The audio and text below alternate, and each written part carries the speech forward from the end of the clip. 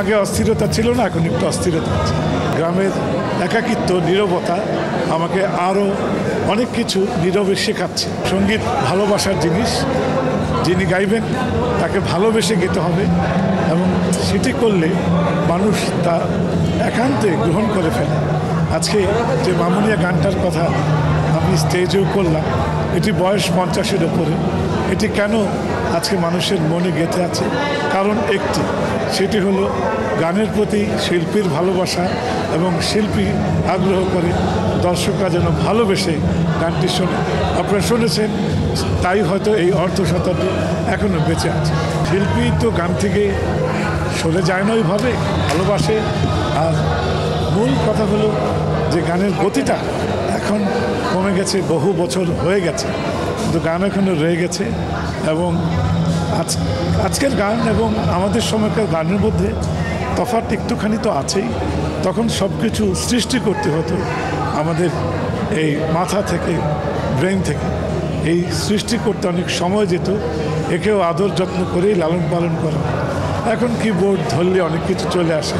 তবুও যারা এই সময়েও যারা কাজ করে তারা কিন্তু ধীরে সুস্থে সব কিছুই চিন্তা করি। আগে অস্থিরতা ছিল না, এখন একটু অস্থিরতা আছে।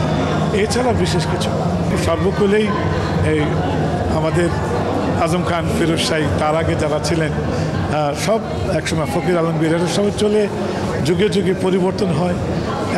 এখন যারা করছে বালাম, হাবিব, আরিফিন রুমি, আরও যারা আছে ওইদিকে আছে, আমাদের আরও যারা শিল্পী আছে, অনেক নাম আসছে না, কিন্তু তারা যারা করছে 50 বছর পর তারাও হয়ে যাবে অনুকরণীয়। এইটা কিন্তু একটি বিবর্তন চলতেই থাকবে। যুগে যুগে মানুষের রুচিও পাল্টাবে, তবে ভালো রুচি চিরদিনই বেঁচে থাকে, কিছুটা হোঁচট খায়। এটা নিয়ে তো চিন্তা করলে হবে না, ভালোই থেকে যাবে।